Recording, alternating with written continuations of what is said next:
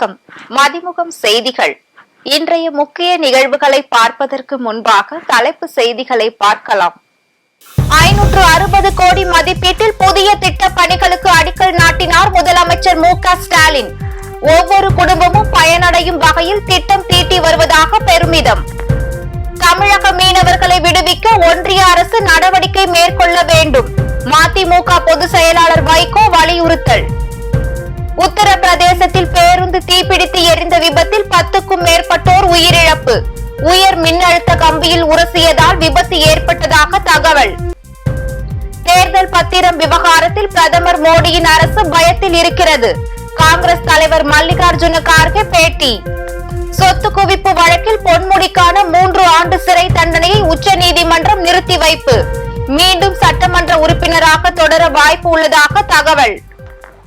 தர்மபுரியில் ரூபாய் 560 கோடி மதிப்பில் 75 புதிய திட்ட பணிகளுக்கு அடிக்கல் நாட்டு விழாவில் பங்கேற்ற முதலமைச்சர் மு.க. ஸ்டாலின் 8736 பயனாளிகளுக்கு அரசு நலத்திட்ட உதவிகளை வழங்கினார்.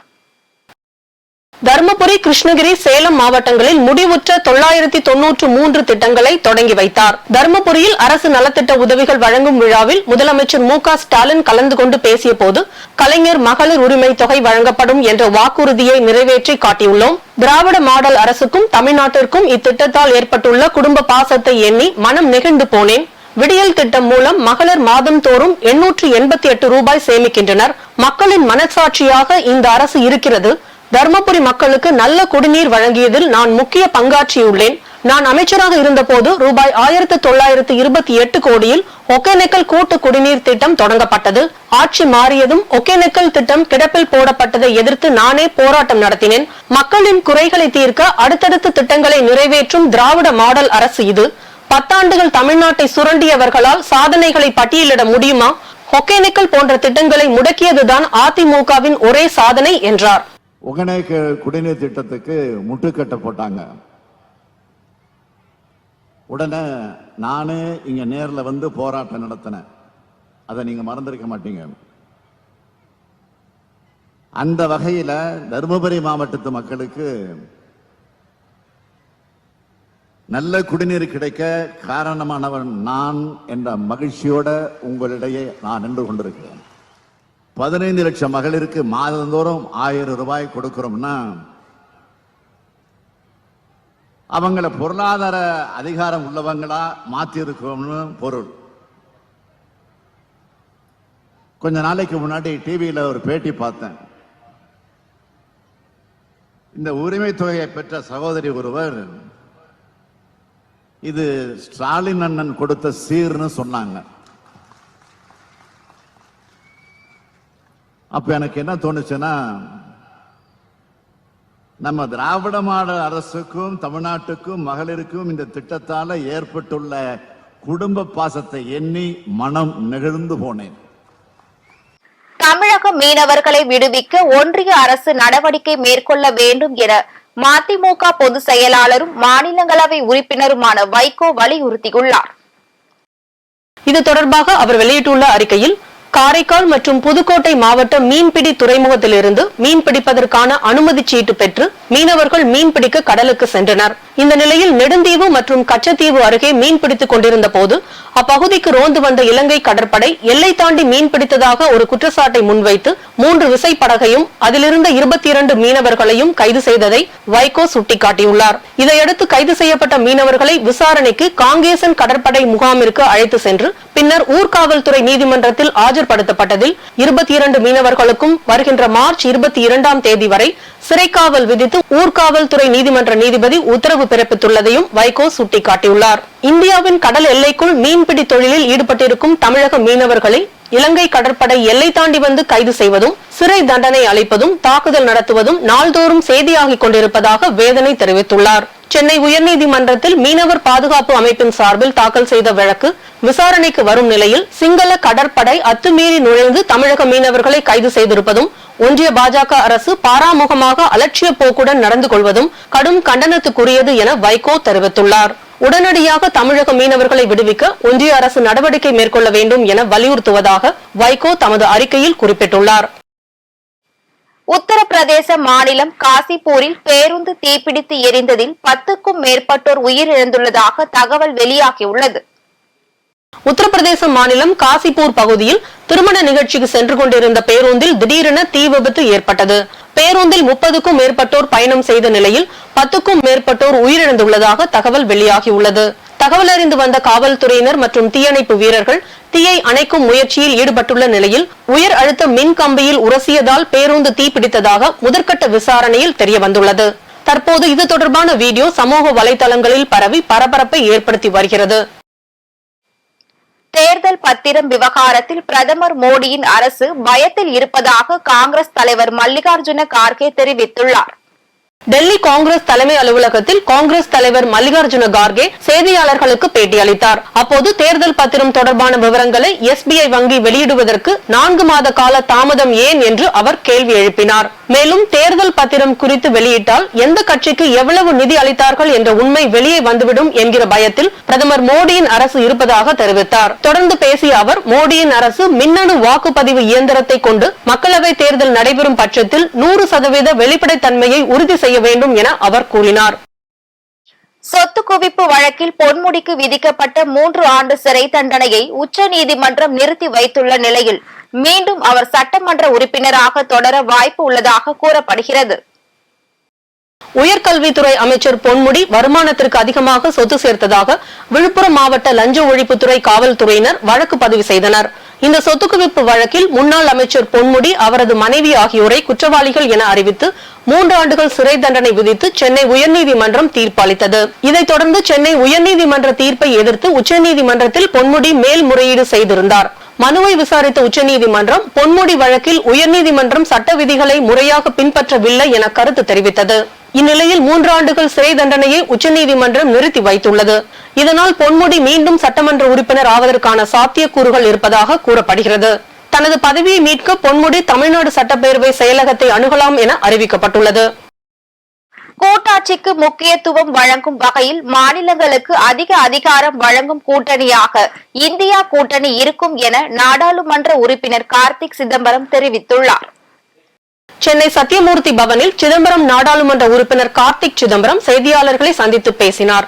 அப்போது SBI வங்கி தேர்தல் பத்திர விவரங்களை தேர்தல் அறிவிப்பதற்கு முன்பாகவே கொடுக்க வேண்டும் என கூறினார். மேலும் ராகுல் காந்தியின் நடைபயணம் முடிந்த பின்னர் ராகுல் காந்தி தமிழ்நாடு வரவுள்ளதாகவும் தேர்தல் பரப்புரையில் ஈடுபட போவதாகவும் கார்த்திக் சிதம்பரம் தெரிவித்தார். ஸ்டேட் பேங்க் ஆஃப் இந்தியா 10,000 பிரான்ச்சுக்கு மேல இருக்கிற ஸ்டேட் பேங்க் ஆஃப் இந்தியா இந்தியாவிலேயே அதிக பெரிய வங்கி. எல்லா டெக்னாலஜிக்காக அவங்க ஆயிரக்கணக்கான கோடியை வருஷம் செலவு பண்றாங்க. சீஃப் டெக்னாலஜி ஆஃபீஸர் இருக்கிறாங்க. அவங்களால ஒரு 22,000 டிரான்சாக்ஷன் டீட்டெயில் கொடுக்க முடியலன்னு சொல்லி இப்பொழுது நம்ம பேசும்பொழுது உச்சநீதிமன்றத்தில் அது அந்த அவருடைய அஃபிடவிட்டை அவருடைய பெட்டிஷன் இப்போ ஹியரிங் வந்திருக்கு. என்ன உச்சநீதிமன்றம் என்ன முடிவெடுக்க போகிறார் எனக்கு தெரியவில்லை. என்னை பொறுத்த வரைக்கும் உச்சநீதிமன்றம் அவருடைய அப்ளிகேஷனை டிஸ்மிஸ் செய்து உடனடியாக தேர்தல் அறிவிக்கை வருவதற்கு முன்பாகவே இந்த கணக்கு வழக்குகளை அவர்கள் கொடுக்க வேண்டும் என்பதுதான் எங்களுடைய வாதம்.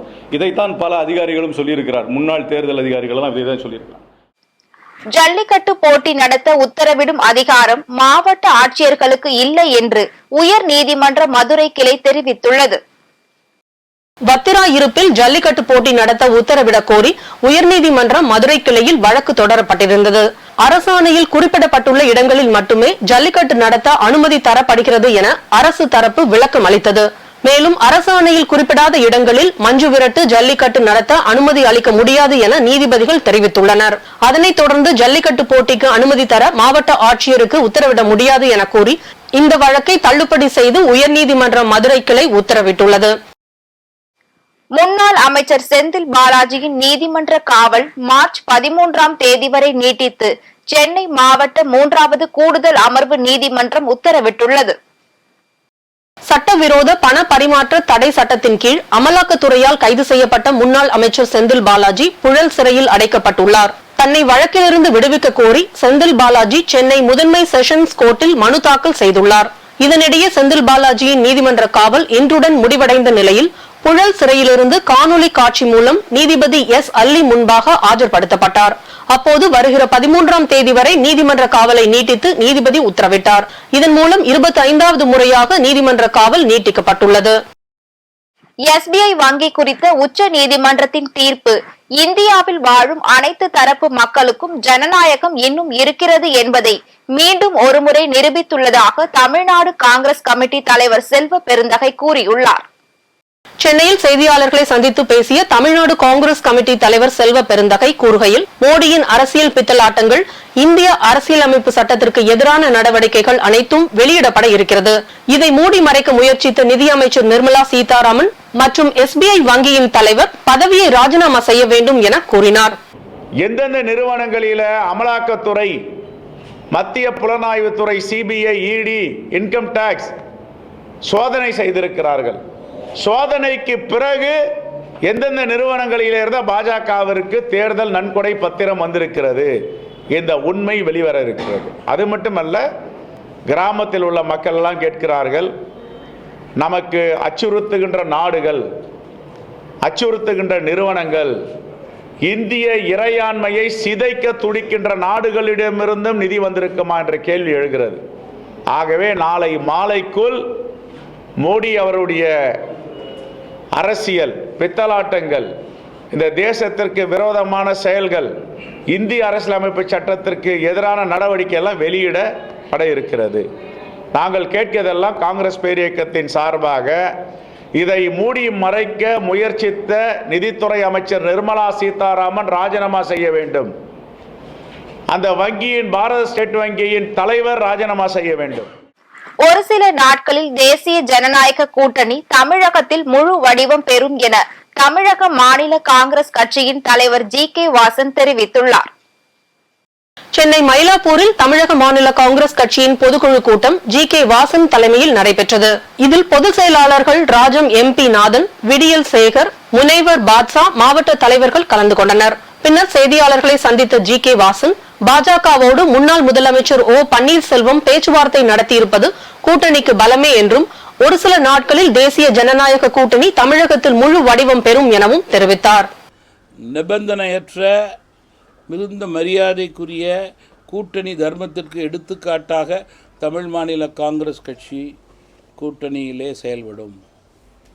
நாட்டினுடைய பொருளாதார உயர்வு, நாட்டினுடைய வலுவான கட்டமைப்பு, அதேபோல் பாதுகாப்பு, ஏழை எளிய மக்களுடைய நிலை உயர வேண்டும் என்பதை உறுதிப்படுத்தும் வகையிலே தமாக கூட்டணியிலே இருக்கிறது. குறிப்பாக SC/ST சிறுபான்மை மக்களுடைய குரலாகவே தமிழகத்திலே நாங்கள் செயல்படுவோம். நீங்கள் இது போன்ற பணிகளெல்லாம் ஒவ்வொரு கட்சிகளும் படிப்படியாக தங்களுடைய தேர்தல் பணிகளை செய்து கொண்டிருக்கிறார்கள். இதற்கு ஒரு குறிப்பிட்ட கால அவகாசமோ அவசரமோ இல்லை என்றாலும் கூட இன்னும் ஒரு சில நாட்களிலேயே சுமூகமான முறையிலே தமிழகத்திலே NDA முழு வடிவம் பெறும். தமிழ்நாடு மாநில தொடக்க கூட்டுறவு வங்கி பணியாளர்கள் சங்கத்தின் சார்பாக 26 அம்ச கோரிக்கைகளை வலியுறுத்தி பல்வேறு மாவட்டங்களில் கவன ஈர்ப்பு ஆர்ப்பாட்டம் நடைபெற்றது. திருப்பத்தூர் மாவட்டம் தமிழ்நாடு மாநில தொடக்க கூட்டுறவு வங்கி அனைத்து பணியாளர் சங்கத்தின் சார்பில் ஆர்ப்பாட்டம் நடைபெற்றது. அதில் வேளாண்மை கூட்டுறவு கடன் சங்கம், நகர கூட்டுறவு கடன் சங்க பணியாளர்களின் ஊதிய உயர்வு கமிட்டி அறிக்கையினை உடனடியாக அமல்படுத்த வேண்டும், நகை கடனுக்கான தவணையை கட்ட தவறினால் அந்த நகைகளை ஏலம் விடுவதற்கான ஆணை, ஓய்வு பெற்ற அனைத்து பணியாளர்களுக்கு ஓய்வூதியம் உள்ளிட்ட 26 அம்ச கோரிக்கைகளை வலியுறுத்தி கவன ஈர்ப்பு ஆர்ப்பாட்டம் நடைபெற்றது. அதேபோல் வேலூர் மாவட்டம் சத்துவாச்சாரியில் தமிழ்நாடு மாநில தொடக்க கூட்டுறவு வங்கி அனைத்து பணியாளர்கள் சங்க சார்பில் மாவட்ட தலைவர் லால் பகதூர் தலைமையில் பல்வேறு கோரிக்கைகளை வலியுறுத்தி கண்டன ஆர்ப்பாட்டத்தில் ஈடுபட்டனர். இதனைத் தொடர்ந்து மயிலாடுதுறை மாவட்டம் இணை பதிவாளர் அலுவலகம் முன்பு மாவட்ட தலைவர் சத்யசீலன் தலைமையில் 300க்கும் மேற்பட்டோர் வேலை நிறுத்த போராட்டம் மற்றும் கண்டன ஆர்ப்பாட்டத்தில் ஈடுபட்டனர். மேலும் கோரிக்கைகளை நிறைவேற்றவில்லை என்றால் மார்ச் 25ஆம் தேதி காலவரையற்ற வேலை நிறுத்த போராட்டத்தில் ஈடுபட போவதாகவும் பணியாளர்கள் எச்சரிக்கை விடுத்துள்ளனர். இந்த மண்ணுக்காகவும் மக்களுக்காகவும் உழைத்து வரும் எண்ணற்ற தியாகிகளை இளைய சமூகம் தூக்கி எறிந்துவிட்டு கூத்தாடிகளை கொண்டாடி வருவதாக தமிழக வாழ்வுரிமை கட்சி தலைவர் வேல்முருகன் கூறியுள்ளார். சென்னை அடையாறில் உள்ள முத்தமிழ் பேரவையில் மறைந்த எழுத்தாளர் ராஜேந்திர சோழனின் நினைவேந்தல் மற்றும் பட திறப்பு நிகழ்வு நடைபெற்று வருகிறது. இதில் முன்னாள் நீதியரசர் அரி பரந்தாமன், நடிகரும் இயக்குநருமான தங்கர் பச்சன், விசிக தலைவர் திருமாவளவன், தமிழக வாழ்வுரிமை கட்சி தலைவர் வேல்முருகன், எழுத்தாளர் பவா செல்லதுரை உள்ளிட்டோர் பங்கேற்றனர். இந்நிகழ்ச்சியில் கலந்து கொண்டு பேசிய தமிழக வாழ்வுரிமை கட்சி தலைவர் வேல்முருகன், எண்ணற்ற தியாகிகளை இளைய சமூகம் தூக்கி எறிந்துவிட்டு கூத்தாடிகளை தூக்கி கொண்டாடும் நிலை உடைக்கப்பட வேண்டும் என தெரிவித்தார்.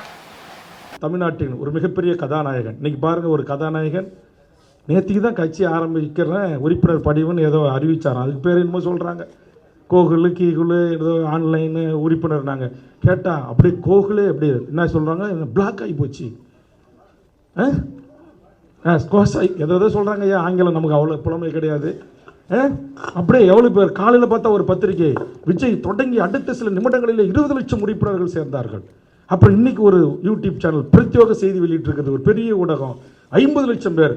ஏண்டா ஒரு 40 ஆண்டு காலம் இந்த வாழ்வை பொது வாழ்வாய்க்கு அர்ப்பணித்து விட்டு உட்காந்துருக்கிற ஐயா மணியரசன், எங்கள் அண்ணன் திருமாவளவன், அண்ணன் தியாகு தூக்கு கயிறை ஏறி முத்தமிட்டு இந்த தமிழ் சமூகத்திற்காக ஒரு சோழனா பையை மாட்டிக்கிட்டு ஒரு வாட்டர் பாட்டிலை வச்சுக்கிட்டு டீயும் பிஸ்கட்டையும் பொறையும் கிடைச்சாலும் கிடைக்காவிட்டாலும் சாப்பிட்டுட்டு இந்த மண்ணுக்காகவும் மக்களுக்காக முழைக்கின்ற எண்ணற்ற என் தியாகிகளை இந்த தமிழ் சமூகத்தின் இளைய கூட்டம் தூக்கி எறிந்து விட்டு கூத்தாடிகளை தூக்கி வைத்து கொண்டாடுகிற இந்த நிலை உடைக்கப்பட வேண்டும்.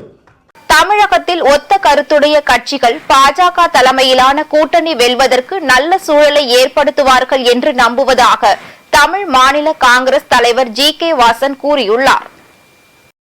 ஆழ்வார்பேட்டையில் உள்ள தமிழ் மாநில காங்கிரஸ் அலுவலகத்தில் ஜி.கே. வாசனை மத்திய அமைச்சர் கிஷன் ரெட்டி சந்தித்தார். உடன் மாநில பொறுப்பாளர் அரவிந்த் மேனன், நயினார் நாகேந்திரன், கரு நாகராஜன் ஆகியோர் வந்திருந்தனர். பின்னர் செய்தியாளர்களை சந்தித்த அவர், சமத்துவ மக்கள் கட்சி, முன்னாள் முதல்வர் ஓ பன்னீர்செல்வம் ஆகியோர் பாஜக கூட்டணிக்கு ஆதரவை அளித்துள்ளனர். மேலும் சில நாட்களில் ஒத்த கருத்துடைய கட்சிகள் பாஜக தலைமையிலான கூட்டணி தமிழகத்தில் வெல்ல நல்ல சூழலை ஏற்படுத்துவார்கள் என்று நம்புவதாக தெரிவித்தார்.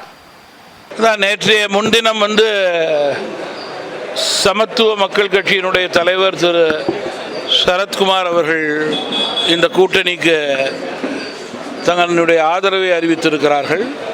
நேற்றைய தினம் முன்னாள் முதல்வர் மதிப்பிற்குரிய ஐயா ஓபிஎஸ் அவர்கள் இந்த கூட்டணிக்கு தன்னுடைய ஆதரவை அறிவித்திருக்கிறார். மேலும் வரும் நாட்களிலே ஒத்த கருத்துடைய கட்சிகள் பிரதமருடைய வருங்கால இந்திய திட்டத்திற்கு வளர்ச்சிக்கு அங்கீகாரம் கொடுக்கும் வகையிலே என்டிஏ கூட்டணியிலே பாஜக தலைமையிலே தமிழகத்திலே அதிக தொகுதிகள் வெல்வதற்கான நல்ல சூழலை களத்திலே ஏற்படுத்துவார்கள் என்று நம்புகிறேன். பல்வேறு மாவட்டங்களில் நடைபெற்ற நிகழ்வுகளை களத்தில் மதிமுகம் பகுதியில் பார்க்கலாம்.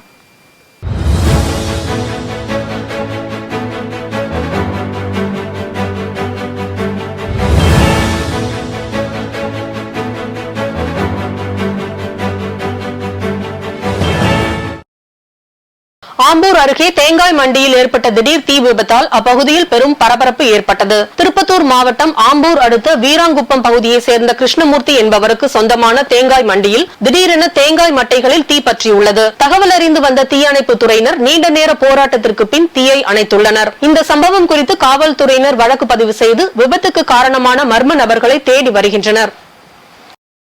செங்கல்பட்டு மேற்கு மாவட்ட விடுதலை சிறுத்தைகள் கட்சி சார்பில் ஜனநாயக மாநாடு தீர்மானம் விளக்க பொதுக்கூட்டத்தில் மாவட்ட செயலாளர் பொன்னி வளவன், துணை பொதுச் செயலாளர் எழில் கரோலின் உட்பட பலரும் கலந்து கொண்டனர். இதில் கலந்து கொண்டு பேசிய திருப்போரூர் சட்டமன்ற உறுப்பினர் எஸ் பாலாஜி, என் மண் என் மக்கள் என்ற பெயரில் அடிக்கடி தமிழகத்துக்கு வரும் மோடி மழை வெள்ளத்தால் தமிழகம் தத்தளிக்கும் பொழுது எங்கே சென்றார் என விசிக சட்டமன்ற உறுப்பினர் எஸ் பாலாஜி கேள்வி எழுப்பியுள்ளார். பாரதிய ஜனதா கட்சி பிரதமர் இப்ப திடீர்னு தமிழ்நாட்டுக்கு நோக்கி அடிக்கடி வர்றாரு. என் மண் என் மக்கள், இந்த மண்ணில் இந்த மக்கள் தண்ணியில தத்தடிச்சு செத்துட்டு இருந்தான். அவனை பார்த்தவன் இல்ல, அதுக்கு ₹1 பணமும் தரல. ஆனால் இன்றைக்கு தமிழ்நாட்டுக்கு அடிக்கடி போய் கொண்டிருக்கிறார். இது மோடிக்கா கேரண்டின்றாரு. மோடிக்கா கேரண்டி ரைட்டு, கோனே மோடிக்கு கேரண்டி. மோடிக்கு யாரா கேரண்டி கொடுப்பா? மோடி கேரண்டி கொடுக்குறாரு. திருப்பூரில் நடைபெற்ற இந்தியன் யூனியன் முஸ்லிம் லீக் கட்சியின் பொதுக்குழு கூட்டத்தில் கலந்து கொண்டு பேசிய அக்கட்சியின் மாவட்ட தலைவர் சையத் முஸ்தபா, இந்தியா கூட்டணிக்கு ஆதரவளிக்கும் வகையில் திமுக கூட்டணி வெற்றி பெற முழு அர்ப்பணிப்போடு பணிபுரிய பொறுப்பாளர்களை நியமிக்கப்பட்டிருக்கும் நிலையில் தமிழக அரசுக்கு அவப்பெயர் ஏற்படுத்தும் வகையில் அதிகாரிகள் செயல்படுவதாக அக்கட்சியின் மாவட்ட தலைவர் சையத் முஸ்தபா குற்றம் சாட்டியுள்ளார். நமக்கு அடிப்படையா இருக்கக்கூடிய கழிவு நீர் போகணும், குப்பைகள் போகணும். இந்த கழிவு நீருக்கும் குப்பைக்கும் வரி வாங்கணும்னா அது முறையா எடுத்தா தானே போகணும். குப்பை வரி நீங்க பல லட்சம் வாங்கினாலும் கூடி, ஆனா அந்த குப்பையை அகற்றுவது இல்லையே. காலையில் வந்துருச்சுன்னு சொன்னா குப்பை மட்டும்தான் இருக்கு, டிச்சு இது மட்டும்தான் இருக்குது. தமிழக அரசாங்கத்துடைய செயல்பாடு கரெக்டா இருக்குது, அரசு அதிகாரிகளுடைய செயல்பாடு சரியில்லைங்கிறது தான் இந்த நேரத்தில் செய்யுங்க. ஏன்னா அரசு அதிகாரிகள் தமிழக அரசுக்கு கெட்ட பெயரை உண்டு பண்ணுகிறார்கள் தான் நம்ம சொல்லிட்டு இருக்கிறோம், ஆரம்பத்துக்கும் சொல்லிட்டு இருக்கிறோம். அரசு அதிகாரிகள் அல்லல் படும் மக்கள், அரசு அதிகாரிகள் தமிழக அரசை அவமானப்படுத்துகிறார்கள், தமிழக அரசுக்கு அவப்பெயரை ஏற்படுத்துகிறார்கள் அரசு அதிகாரிகள். கோவை மாவட்டம் காரமடை நகராட்சிக்கு உட்பட்ட அம்பேத்கர் நகரில் மக்கள் வாழ தேவையான எந்தவித அடிப்படை வசதிகளும் இல்லை என மாவட்ட ஆட்சியர் கிராந்திகுமார் பாடியை சந்தித்து அப்பகுதியினர் புகார் மனு அளித்துள்ளனர். நாங்கள் கடந்த ஒரு 3 வருஷமாக அடிப்படை தேவைகளுக்காக போராடிக்கிட்டு இருக்கோம். தண்ணீர், மின் விளக்கு எதுவுமே இல்லாமல் ரொம்ப கஷ்டப்பட்டுக்கிட்டு இருக்கோம். எங்கள் குழந்தைங்களாம் பார்த்தீங்கன்னா கரண்ட் இல்லாமல் ரொம்ப கஷ்டப்படுறாங்க. இப்படி எந்த மாதிரி ஒரு அடிப்படை தேவைக்கும் நாங்கள் இங்கே திரும்ப கலெக்டர்கிட்ட பெட்டிஷன் கொடுத்துக்கிட்டே தான் இருக்கிறோம். ஆனால் வர்றோங்கிறாங்க. ஒரு கண் துடைப்பு மாதிரி இப்போ நாங்கள் வந்துட்டு போகிறோமா, ஒரு 2 நாள் கழித்து எங்கள் ஏரியாவுக்கு வருவாங்க, இதை பண்ணுறோம் அதை பண்ணுறோம், இத்தனை நாளில் பண்ணுறோம்பாங்க. ஆனால் இது வரைக்கும் எங்களுக்கு எந்த தேவையும் சேரவே இல்லைங்க. வேலூர் மாவட்டம் குடியாத்தம் பகுதியில் தொடர்ந்து 10 நாட்களாக காட்டு யானைகள் விவசாய நிலங்களுக்குள் புகுந்து பயிர்களை சேதப்படுத்தி வருகின்றது. இதே நிலைமை நீடித்தால் அனைத்து விவசாயத்தையும் அழித்துவிட்டு தூக்கிட்டு தற்கொலை செய்து கொள்ளும் நிலையில் உள்ளதாக விவசாயி வேதனை தெரிவிக்கின்றனர். மேலும் வனத்துறையினருக்கு பலமுறை தகவல் தெரிவித்தும் சேதப்படுத்திய பின்னரே புகைப்படம் எடுத்து செல்வதாகவும், விவசாய நிலங்களுக்குள் வன விலங்குகள் வருவது தடுக்க நடவடிக்கை மேற்கொள்ளவில்லை எனவும் விவசாயிகள் குற்றம் சாட்டுகின்றனர். சர்வதேச மகளிர் தினத்தை முன்னிட்டு பெண்களை கௌரவப்படுத்தும் வகையில் சீமார்ட்ஸ் பல்கலைக்கழகம் சார்பில் மாபெரும் நிகழ்ச்சி நடைபெற்றது. இந்நிகழ்ச்சியில் சிறப்பு விருந்தினர்களாக பாண்டிச்சேரி மற்றும் சென்னையில் உள்ள பிரான்ஸ் தூதர் லிசா டால்போட் பாரே, சுற்றுலா உலக இந்திய அழகி நர்மதா கொல்லமண்டாலா, பல்கலைக்கழகத்தின் வேந்தர் NM வீரையன் உள்ளிட்ட ஏராளமானோர் கலந்து கொண்டனர். இதில் பல்வேறு துறைகளில் சாதனை படைத்த 6 பெண்களுக்கு விருது வழங்கப்பட்டது. திருப்பத்தூர் மாவட்டம் ஆம்பூரில் இந்து முன்னணி சார்பில் பொதுக்குழு கூட்டம் நடைபெற்றது. இதில் கலந்து கொண்டு பேசிய இந்து முன்னணி மாநில செயலாளர் முருகானந்தம், தமிழக அரசு உடனடியாக போதைப் பொருள் விற்பனை செய்வதற்கு தடை விதிக்க வேண்டும் எனவும், போதைப் பொருட்களை விற்பனை செய்பவர்கள் மீது நடவடிக்கை எடுக்க வேண்டும் எனவும் வலியுறுத்தினர். அப்ப இந்த போதைப் பொருள் பழக்கம் எப்படி தமிழகத்துல இந்த மாணவர்கள் மத்தியில பரவி இருக்குது, எப்படி வருங்காலத்தில் சீர்லிக்கும், இந்த போதையில மூழ்கிட்டா ஆகும். இந்த பாண்டிச்சேரியில அந்த சிறுமியை கொண்டதுக்கு அடிப்படை காரணம் போதை தானே. போதை என்பது, இந்த போதை பழக்கம் அதிகமானா ஒன்று நாட்டில் நாட்டுக்கு விரோதமான செயல்கள் நடக்கும், பயங்கரவாதம் அதிகமாக இருக்கும், நாட்டில் தீய செயல்கள் எல்லாமே நடக்கும், இல்லீகலாக எல்லாமே நடக்கும். இதுக்கெல்லாம் அடிப்படை போதை தான். அதனால் இந்த போதையை தடை செய்வதற்காக இந்த அரசாங்கம் அரசியலுக்கு அப்பாற்பட்டு வருங்கால தமிழகத்தோட நலனை கருதி அவங்க நடவடிக்கை எடுக்கணும். காவல்துறையை இதில் முடுக்கி விடணும், காவல்துறை சுதந்திரம் கொடுக்கணும், காவல்துறை சுதந்திரம் கொடுத்து இந்த வேலை செய்ய வைக்கணும். உலக சிறுநீரக தினத்தை முன்னிட்டு AINU மருத்துவமனையின் சார்பாக மாரத்தான் போட்டி நடைபெற்றது. சென்னை பெசன்ட் நகர் கடற்கரை அருகே AINU மருத்துவமனையின் சார்பில் நடைபெற்ற இந்த மாரத்தான் போட்டியை நடிகர் சந்தோஷ் பிரதாப், மேகநாத ரெட்டி IAS உள்ளிட்டோர் சிறப்பு விருந்தினர்களாக கலந்து கொண்டு தொடங்கி வைத்தனர். அதிகரித்து வரும் சிறுநீரக பாதிப்புகள் குறித்தும், சிறுநீரக பாதிப்பு வராமல் தடுப்பது குறித்தும் விழிப்புணர்வு ஏற்படுத்தும் விதமாக சுமார் 500க்கும் மேற்பட்டோர் ஆர்வத்துடன் கலந்து கொண்டனர். கோவை மாவட்ட வாடகைக்கு குடியிருப்போர் சங்கத்தின் பொதுச் செயலாளர் வெள்ளிமலை, தலைவர் சவுந்தரராஜ், பொருளாளர் மணிமேகலை ஆகியோர் தலைமையில் மாவட்ட ஆட்சியர் கிராந்திகுமார் பாடியை சந்தித்து கோரிக்கை மனு அளித்தனர். அதில் வீட்டு உரிமையாளர்கள் வாடகைக்கு வீடு விடும் பொழுது எவ்வாறான அணுகுமுறைகளை பின்பற்ற வேண்டும் என அரசு திட்ட அறிக்கை தயாரித்து வெளியிட்டு நடைமுறைப்படுத்த வேண்டும் என தெரிவித்தனர். உடனடியாக வீட்டு வாடகையை குறைக்க வேண்டும். இலவச வீட்டுமனை பட்டா கிடைக்கும் வரைக்கும் அரசாங்கம் எங்களுக்கு சொந்தமாக வீட்டு வாடகையை கொடுக்க வேண்டும் என்று பல்வேறு கோரிக்கைகளை வலியுறுத்தியும் மாநில அரசாங்கத்தினுடைய நிதியை மத்திய அரசு முழுவதும் மாநில அரசுக்கே வழங்க வேண்டும் என்று 7 அம்ச கோரிக்கைகளை வலியுறுத்தி இன்றைக்கு கோயம்புத்தூர் மாவட்ட ஆட்சித்தலைவரிடம் மனு கொடுத்துவிட்டு நாங்கள் இப்பொழுது உங்களை சந்திக்கிறோம். மயிலாடுதுறையில் புகழ்வாய்ந்த மாயூரநாதர் ஆலயத்தில் மகா சிவராத்திரியை முன்னிட்டு மயூர நாட்டியாஞ்சலி நிறைவு விழா வெகு சிறப்பாக நடைபெற்றது. சிலப்பதிகாரத்தில் உள்ள மாதவியின் 11 வகை ஆடற் கலைகள், கண்ணப்ப நாயனாரின் சரித்திர நாடகத்தின் நாட்டிய நிகழ்வுகள் உள்ளிட்ட பல்வேறு இதிகாச நிகழ்வுகளை அரங்கேற்றம் செய்தனர். இதில் திரளான பார்வையாளர்கள் கலந்து கொண்டு கண்டு ரசித்தனர். சென்னை கந்தசாமி நாயுடு கல்லூரி கலையரங்கத்தில் அண்ணா நகர் தமிழ் சங்கத்தின் சார்பாக பச்சையப்பன் அறக்கட்டளை செயலாளர் துரைக்கண்ணு அவர்கள் எழுதிய நிற்க அதற்கு தக நூல் வெளியீட்டு விழா நடைபெற்றது. இதில் அண்ணா நகர் தமிழ் சங்கத்தின் செயலாளர் அரிமா துரைராஜுலு, தலைவர் புலவர் தமிழ் பணி செம்மல் ராமலிங்கனார், கந்தசாமி நாயுடு, கல்லூரியின் முதல்வர் ஆண்டவர் ஆகியோர் பங்கேற்றனர். வரும் மக்களவை தேர்தலை ஒட்டி வாக்களிப்பதன் அவசியம் குறித்து விழிப்புணர்வு ஏற்படுத்தும் விதமாக திருப்பத்தூர் மாவட்ட ஆட்சியர் அலுவலகத்தில் பொதுமக்கள் வாக்களித்து படம் பிடிக்கும் வகையில் செல்ஃபி பாயிண்ட் அமைக்கப்பட்டுள்ளது. இதன் முன்பாக மாவட்ட ஆட்சியர் தர்பகராஜ் நின்று பொதுமக்களுக்கு விழிப்புணர்வு ஏற்படுத்தி துண்டு பிரசுரங்களை வழங்கினார். சென்னையில் நடைபெறும் சென்னை சூப்பர் கிங்ஸ் அணியின் போட்டிகளுக்கான டிக்கெட் விற்பனை ஆன்லைனில் மட்டுமே நடைபெறும் என அறிவிக்கப்பட்டுள்ளது. 22ஆம் தேதி தொடங்கும் ஐபிஎல் தொடர் முதல் போட்டியில் சென்னை பெங்களூரு அணிகள் மோதுகின்றன. ஐபிஎல் தொடருக்காக அனைத்து அணிகளும் தற்போது தங்களது வீரர்களை ஒன்றிணைத்து தீவிர பயிற்சியை மேற்கொண்டு வருகின்றன. அந்த வகையில் நடப்பு சாம்பியனான சென்னை சூப்பர் கிங்ஸ் அணியின் வீரர்கள் சேப்பாக்கம் மைதானத்தில் தீவிர பயிற்சியில் ஈடுபட்டு வருகின்றனர். இந்த நிலையில் சென்னை சேப்பாக்கம் மைதானத்தில் சென்னை சூப்பர் கிங்ஸ் அணி விளையாடும் போட்டிகளுக்கான டிக்கெட் விற்பனை முழுவதும் ஆன்லைன் மூலம் மட்டுமே நடைபெறும் என்று அறிவிக்கப்பட்டுள்ளது. டிக்கெட் விற்பனைக்கான தேதி விரைவில் அறிவிக்கப்படும் என தகவல் வெளியாகியுள்ளது. கடந்த ஆண்டு நேரடியாக டிக்கெட் வாங்கி கள்ள சந்தையில் அதிக விலைக்கு விற்கப்படுவதாக புகார் எழுந்ததை அடுத்து இந்த முடிவு எடுக்கப்பட்டுள்ளது. 560 கோடி மதிப்பீட்டில் புதிய திட்ட பணிகளுக்கு அடிக்கல் நாட்டினார் முதலமைச்சர் மு.க. ஸ்டாலின். ஒவ்வொரு குடும்பமும் பயனடையும் வகையில் திட்டம் தீட்டி வருவதாக பெருமிதம். தமிழக மீனவர்களை விடுவிக்க ஒன்றிய அரசு நடவடிக்கை மேற்கொள்ள வேண்டும். மதிமுக பொதுச் செயலாளர் வைகோ வலியுறுத்தல். உத்தரப்பிரதேசத்தில் பேருந்து தீப்பிடித்து எரிந்த விபத்தில் 10க்கும் மேற்பட்டோர் உயிரிழப்பு. உயர் மின்னழுத்த கம்பியில் உரசியதால் விபத்து ஏற்பட்டதாக தகவல். தேர்தல் பத்திரம் விவகாரத்தில் பிரதமர் மோடியின் அரசு பயத்தில் இருக்கிறது. காங்கிரஸ் தலைவர் மல்லிகார்ஜுன கார்கே பேட்டி. சொத்து குவிப்பு வழக்கில் பொன்முடிக்கான 3 ஆண்டு சிறை தண்டனையை உச்சநீதிமன்றம் நிறுத்தி வைப்பு. மீண்டும் சட்டமன்ற உறுப்பினராக தொடர வாய்ப்பு உள்ளதாக தகவல். இத்துடன் செய்திகள் நிறைவடைந்தன. மீண்டும் செய்திகள் பிற்பகல் 1:30 மணிக்கு. மேலும் செய்திகளை தெரிந்து கொள்ள மதிமுகம் பிரைம் யூடியூப் தளத்தில் இணைந்திருங்கள்.